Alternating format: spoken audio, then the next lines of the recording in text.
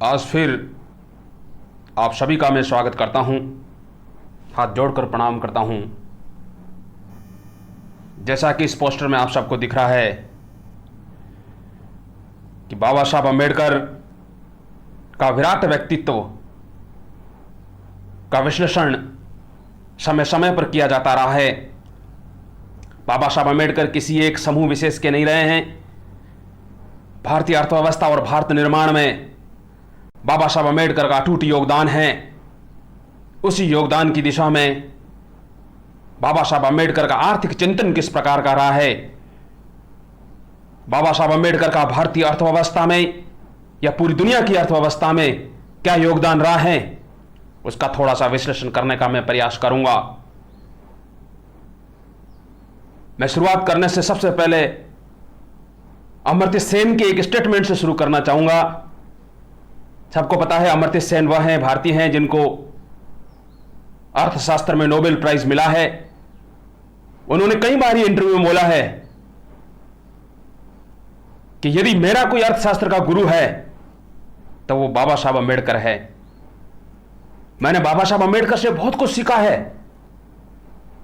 और बाबा साहब अम्बेडकर का भारतीय अर्थव्यवस्था में अटूट योगदान है। भारतीय अर्थव्यवस्था को विकास पिछले 75 सालों में भारतीय अर्थव्यवस्था में जो बाबा साहब अम्बेडकर ने जो एक विकास की नींव रखी थी, उससे भारतीय अर्थव्यवस्था अब तेज गति से आगे बढ़ रही है। जब अमर्त्य सेन बाबा साहब अम्बेडकर को अपना गुरु मानते हैं तो हम समझ सकते हैं कि ये कितने बड़े अर्थशास्त्री रहे हैं, लेकिन इनका योगदान जनमानस तक कम ही पहुंचा है। मैं एक एक विषय लेने का प्रयास करूंगा। इस छोटे से वीडियो में सारे विषय नहीं आ सकते। एक एक टॉपिक पे लंबी बहस हो सकती है, विश्लेषण हो सकता है, लेकिन एक छोटे से वीडियो में कुछ टॉपिक में लेने का प्रयास करूंगा, आप लोगों तक जाए। आप सबको पता है अंबेडकर के अर्थशास्त्र में 3 बड़े ओरिजिनल योगदान हैं। इसके अलावा अंबेडकर ने विस्तृत लिखा है अर्थशास्त्र पर, लेकिन 3 बड़े योगदान हैं। सबसे पहला इन्होंने है कि जब इन्होंने कोलंबिया यूनिवर्सिटी अमेरिका में जब अध्ययन करते हुए वहां जब उन्होंने अपनी थीसिस लिखी थी, जिसका नाम था evaluations of public finance in British India, काफी प्रसिद्ध काम है ये। उसके बाद में जब उन्होंने लंदन स्कूल ऑफ इकोनॉमिक्स में पढ़ते हुए पीएचडी करी थी, तब उन्होंने प्रॉब्लम ऑफ रुपया, its origin and it's solution जो लिखा था, वो अभी भी भारत में बहुत पॉपुलर है और उस जमाने में बहुत पॉपुलर था। हर बुद्धिजीवी के पकड़ में ये पुस्तक रही थी उस समय भी। इन्होंने इसमें डीएससी की डिग्री हासिल करी थी। आप ये स्टैच्यू देख सकते हैं, बाबा साहब अम्बेडकर के स्टैच्यू है। आप क्लियरली इसमें देख सकते हैं कि एक स्टैच्यू कोलंबिया यूनिवर्सिटी का है, दूसरा Massachusetts institute of technology MIT America का है। ये ज़्यादा पुराना स्टैच्यू नहीं है, पिछले 10 सालों में लगे हुए स्टैच्यू है। अमेरिका की कई सारी यूनिवर्सिटी में बाबा साहब अम्बेडकर के स्टैच्यू लग रहे हैं और इनकी संख्या बढ़ती जा रही है। पूरी दुनिया में अम्बेडकर की छाप, अम्बेडकर के विजन, अम्बेडकर के थॉट जितने ज़्यादा पढ़ रहे हैं उतना ज़्यादा अम्बेडकर गहरा होता जा रहा है। अम्बेडकर के विचार उतने ही अधिक गहरे होते जा रहे हैं।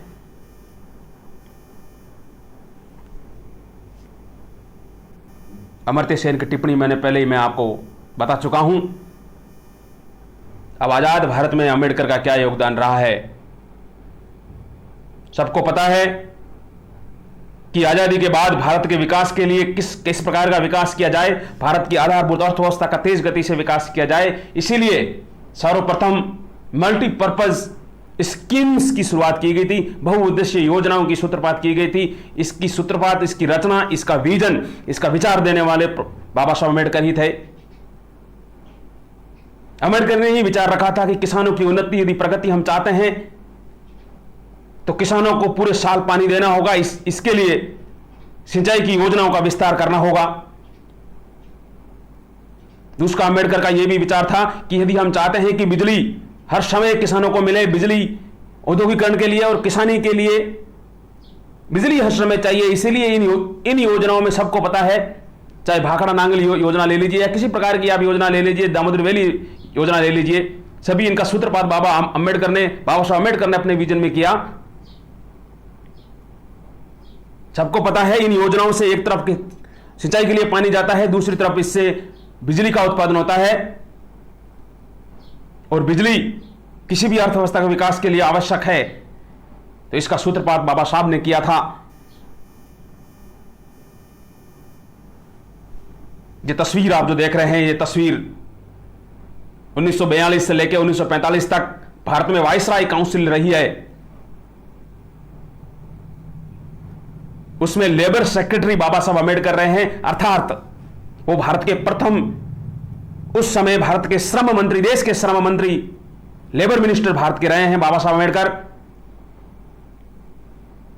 उस समय उन्होंने अथाह काम किया। जो मैं मल्टीपर्पज स्कीम्स आपको दिखा रहा था, उस समय वो लेबर मिनिस्ट्री में आता था, तो बाबा साहब ने ही उनके विचार, उनकी योजनाएं, उनकी कार्य योजना सब जनमानस के रूप में रखी। और बाबा साहब का प्रमुख जो कार्य रहा है उस समय, वो है आरबीआई की स्थापना, रिजर्व बैंक ऑफ इंडिया की स्थापना। सबको पता है कि भारत में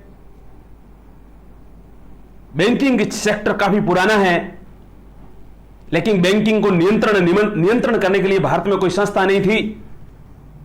तब अंग्रेजों ने अपने काल में यह सोचा कि बैंकों पे किस प्रकार नियंत्रण किया जाए ताकि जनता का पैसा नहीं डूबे, जनता के साथ धोखाधड़ी नहीं हो, आम जन को इससे कोई परेशानी नहीं हो। इसलिए ब्रिटिश साम्राज्य ने भारत में हिल्टन यंग कमीशन 1926 में भारत में भेजा, जिसको रॉयल कमीशन ऑफ फाइनेंस भी कहते हैं, जिनको यह खोजबीन करता था कि भारत में वित्तीय व्यवस्था किस प्रकार की है और इसमें किस प्रकार इनका नियंत्रण रखा जाए। जब हिल्टन यंग कमीशन के लोग भारत में लोगों से मिल रहे थे,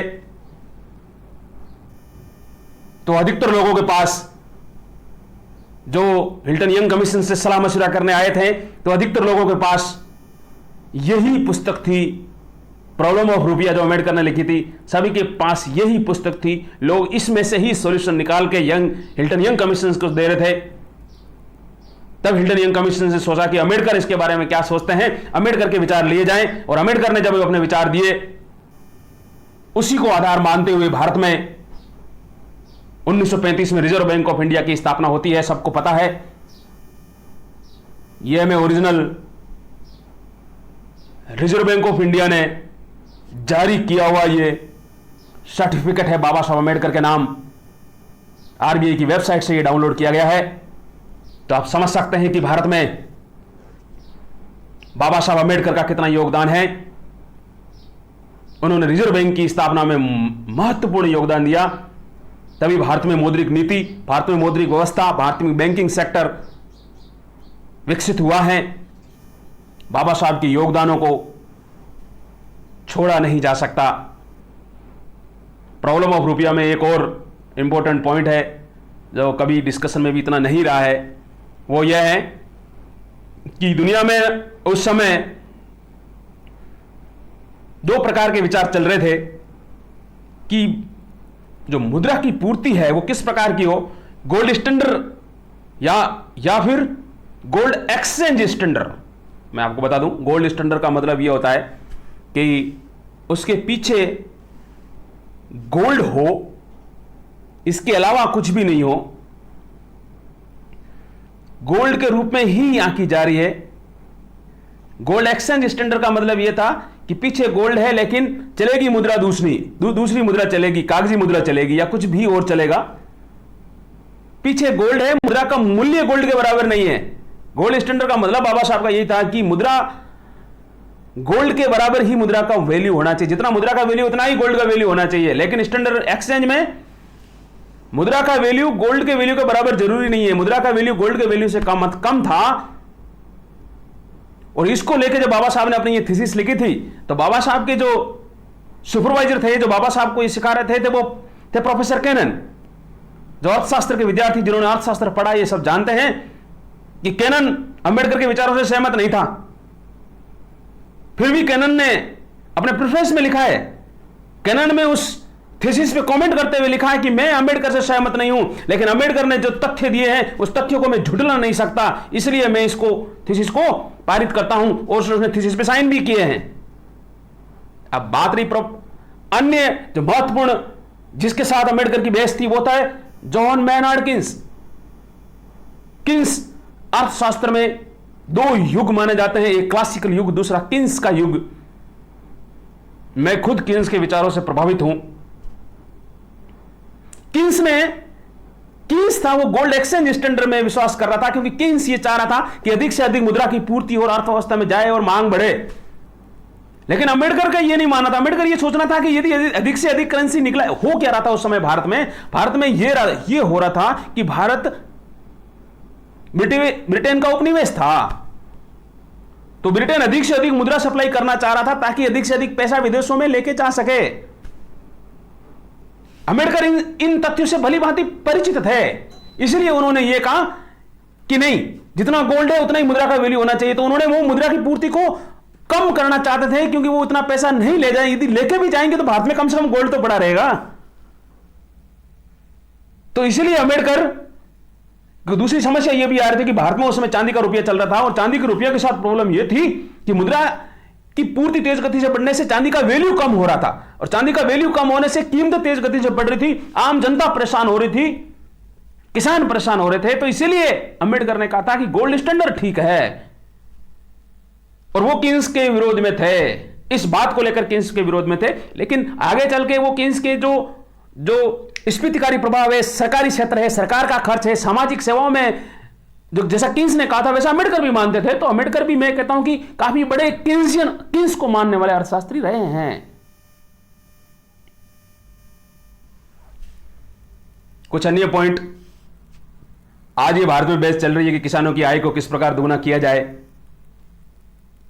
अंबेडकर ने उस समय लिखा था कि यदि किसानों की आय को आपको डबल करना है तब आपको उनकी लागत से 50% अतिरिक्त उनको देना होगा। वही आगे चल के यही उनका जो मूल विचार है, यही एम एस स्वामीनाथन ने लिए हैं। एम एस स्वामीनाथन भारत में आज तक के सबसे बड़े कृषि अर्थशास्त्री माने जाते हैं। तो उन्होंने जो ये विचार लिया, इसकी मूल में अंबेडकर है, इसके मूल में अंबेडकर है। तो वो कहते थे कि जितना किसानों का पैसा लगता है, जिसको पैसा लगता है, तो एमएसपी उसकी लागत का डबल होना चाहिए, दुगना होना चाहिए। ये बात आज एम एस स्वामीनाथन कर रहा है, आज ये बात किसान आयोग कर रहा है, और आज बात हमारे प्रधानमंत्री भी ये कर रहे हैं। प्रधानमंत्री अभी बजट में बोलते हुए पिछली बार बोला था कि हम किसानों की आय दोगुनी करेंगे और हम उनकी लागत का दुगना पैसा देंगे। ये अंबेडकर ने 75 साल पहले भी कह दिया था। सामाजिक सुरक्षा पर आते हैं। अंबेडकर ये मान के चल रहे थे कि हर व्यक्ति, कम से कम उद्योगों में काम करने वाला हर व्यक्ति पेरोल पर हो, उनको सारी सुविधा मिले, सामाजिक सुरक्षा मिले। वो चाहे प्रोविडेंट फंड हो, चाहे स्वास्थ्य बीमा हो, चाहे पेंशन हो, चाहे मैटरनिटी लीव हो, चाहे पैटर्निटी लीव हो, चाहे अन्य प्रकार के महिलाओं के सारे अधिकार। यह अम्बेडकर ने 1942 से 45 के बीच में इसकी चर्चा की थी, उनके विधान भी बनाए और कई सारे कानून भी पास किए। वो कानून आज भी चल रहे हैं भारत में। लेकिन समस्या भारत में आजादी के बाद यह हो गई कि अम्बेडकर ने यह सोचा था कि भारत में उद्योगों में कम से कम 100% पेरोल पे होंगे, लिस्ट पे होंगे, उनको सारी सुविधाएं मिलेगी। लेकिन भारत में अनऑर्गेनाइज सेक्टर ऐसा रहा कि केवल 7% भारत में लोग पेरोल पे हैं, उनको सारी सुविधाएं मिल रही है। 93% अनऑर्गेनाइज सेक्टर में लगे हुए हैं, जिसका अम्बेडकर ने कोई विजन, अम्बेडकर ने कभी नहीं सोचा था। यदि हम भारत अम्बेडकर पे विचारों पे चलता तो आज ये समस्या कम से कम नहीं आती। हर व्यक्ति को पेंशन मिल रही होती, हर व्यक्ति का बीमा होता, सामाजिक क्षेत्र का दायरा बड़ा होता, सामाजिक पूंजी भी बड़ी होती। लेकिन वास्तव में ऐसा हुआ नहीं देश में। यह समय समय पर दुर्भाग्य रहा है। कृषि के क्षेत्र में कृषि सुधार की भी उन्होंने कई सारी बातें रखी। उन्होंने लॉर्ड कॉर्नवालिस द्वारा स्थापित भूमि सुधार का कई जगह उन्होंने विरोध भी किया था। वो हमेशा कंसोलिडेशन ऑफ लैंड के फेवर में थे, हमेशा वो चकबंदी, जमीन को जोड़ने के फेवर में थे। उन्होंने कहा छोटे किसानों की लागत ज्यादा आती है। ये इसी बात को आगे चल के जब विनोबा भावे भूदान आंदोलन की मांग करते हैं तो उनके बीज अम्बेडकर में निहित है, वो अम्बेडकर के अंदर इसके बीज निहित है। सिंचाई की बात को ले लें तो मैंने कहा था आपको कि मल्टीपर्पज योजना 1942 से 45 के बीच में अम्बेडकर ने बना दी थी। लैंड रेवेन्यू सिस्टम वो कम से कम टैक्स के फेवर में थे अम्बेडकर। और भी कई बातें हैं। एक और महत्वपूर्ण बात आपको बताना चाह रहा हूं इस समय कि जब लिवाइस ने यह मॉडल दिया कि कृषि और उद्योगों के बीच में क्या संबंध है, तो लिवाइस का यह मानना था कि पहले कृषि क्षेत्र आगे बढ़ेगा, कृषि क्षेत्र से पूंजी आएगी, लोग बचत करेंगे, पूंजी आएगी, उससे ही उद्योग क्षेत्र तेज गति से आगे बढ़ने लगेगा। यही बात अम्बेडकर ने लिवाइस से पहले कर दी थी, जिसको द्विक्षेत्रीय विकास सिद्धांत बोलते हैं। यही बात अम्बेडकर ने लिवाइस से पहले ही कह दी थी। प्रॉब्लम यह रही है कि अम्बेडकर भारतीय था, यूरोपियन नहीं था, अमेरिकन नहीं था, इसलिए अम्बेडकर के सारे सिद्धांत दुनिया के पटल पर नहीं आ पाए, सारे विश्वविद्यालयों में नहीं पढ़ाए गए। अम्बेडकर कि जो आज के समय जितना अम्बेडकर तेज गति से उभर रहा है, उस समय इतना नहीं उभर पाया था, क्योंकि न अमेरिकन था न यूरोपियन था। अन्य बातों पर आ सकते हैं। औद्योगिकरण, मैंने कहा था, अम्बेडकर ने कहा था, विचार दिए थे औद्योगिकरण के। उन्होंने कहा था कि पहले कृषि क्षेत्र को उन्नत करना है, डेवलप करना है, विकसित करना है, फिर वहां से बचत निकालनी है, जबरदस्ती नहीं निकालनी है, वहां से बचत निकालनी है, फिर वहां से बचत को इकट्ठा करके फिर निवेश करना है, फिर देश के अंदर औद्योगिकरण होगा। उन्होंने जनसंख्या रोकने के लिए प्लानिंग, फैमिली प्लानिंग की योजना का सूत्रपात अम्बेडकर ने किया था। बाद में केंद्रीय प्लानिंग की रूपरेखा भी अम्बेडकर ने कहीं न कहीं इसकी दी है। हालांकि आगे बाद में आगे चल के और नेहरू ने इसको पूरा रशिया से प्रभावित होकर इसको लिया था। अम्बेडकर समाजवाद के भी फेवर में थे, क्योंकि अम्बेडकर को यह बात निश्चित रूप से पता थी कि यदि भारत को अर्थव्यवस्था को तेज गति से आगे ले जाना है तो कम से कम इस क्षेत्र का योगदान महत्वपूर्ण। जैसा मैंने कहा था, ये किन्स पूरी की पूरी जो आर्थिक विजन है अम्बेडकर का, वो किन्स से लिया हुआ है। यहां से उनको पता था कि यदि देश को आगे तेज गति से बढ़ाना है तो सरकारी क्षेत्र का योगदान जरूरी है, और सरकारी क्षेत्र को तेज गति से आगे बढ़ाना है, सरकारी खर्च को तेज गति से आगे बढ़ाना, सरकारी खर्च तेज गति से बढ़ेगा, सामाजिक योजनाएं बढ़ेगी, सब कुछ बढ़ेगा तो देश अपने आप उन्नति करेगा, आगे बढ़ेगा। तो अम्बेडकर, ये सारी बातें हैं, अम्बेडकर का एक विराट व्यक्तित्व जनमानस के रूप में, जनमानस में जाता है। यदि इसी विचारों से चलें, अम्बेडकर के इन्हीं आर्थिक विचारों को आज भी महत्वपूर्ण है। यदि इन विचारों को सकारात्मक रूप से भारतीय अर्थव्यवस्था पर लागू किया जाए तो निश्चित रूप से भारतीय अर्थव्यवस्था आगे बढ़ेगी। तभी भारत एक रहेगा, समृद्ध भारत रहेगा, तभी एक भारत रहेगा, श्रेष्ठ भारत रहेगा। धन्यवाद आप सभी को।